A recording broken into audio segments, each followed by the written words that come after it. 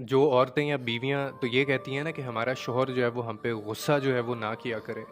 तो मैं आपको एक बात बताऊँ कि अगर आपकी ये ख्वाहिश है, तो इसका मतलब है कि आप अल्लाह की एक नेमत से महरूम होना चाहती हैं।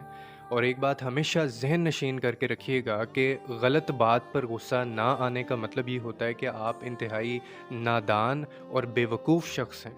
और गलत बात के ऊपर गुस्सा आना या होना, ये एक बाशऊर और गैरतमंद इंसान की निशानी होती है। और गुस्सा आना और गुस्सा करना ये दोनों बहुत अलग बातें हैं। अब चाहे उसमें मर्द हो या औरत हो। और मुझे एक बात आज तक समझ नहीं आई है कि जब बच्चा गलती करता है और बाप उसको उसके ऊपर डांटता है या गुस्सा करता है, तब हलाल या हराम के फतवे हमें नज़र नहीं आते।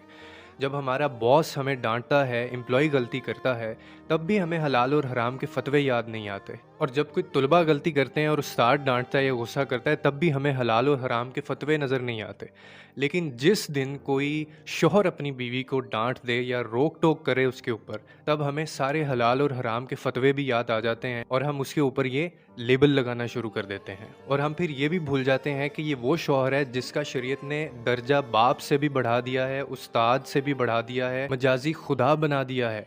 इतने बड़े बड़े दर्जात से इसको नवाजा गया है। और ऐसे में एक बीवी उठकर ये कहे कि मेरा शौहर या मेरा जो मर्द है वो बिल्कुल मेरे ऊपर गुस्सा ना करे, तो ये अपना घर उजाड़ने वाली बात होती है। और फिर सबसे बड़ी बात कि बीवी को शौहर के ताबे कर दिया गया है। और हमेशा याद रखें कि घर का सरबराह इन चीज़ों के ऊपर नहीं बोलेगा तो निज़ाम बिगड़ जाएगा। और आखिर में यही कहना चाहता हूँ कि अल्लाह ताला ने मर्द की फितरत में गुस्सा रखा है।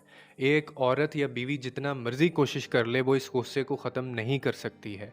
अगर ऐसा होगा तो फिर बच्चे भी बिगड़ेंगे, नस्लें भी बिगड़ेंगी, घर का निज़ाम भी बिगड़ेगा और रिश्ते भी बिगड़ेंगे। इसीलिए ये ख्वाहिश मत रखें कि गुस्सा ही ना किया जाए, बल्कि ये याद रखें कि गुस्सा करना और गुस्सा आना दोनों अलग चीज़ें हैं। और अगर आप ये चाहती हैं, तो इसका मतलब है कि आप अल्लाह की नेमत से दूर होना चाहती हैं।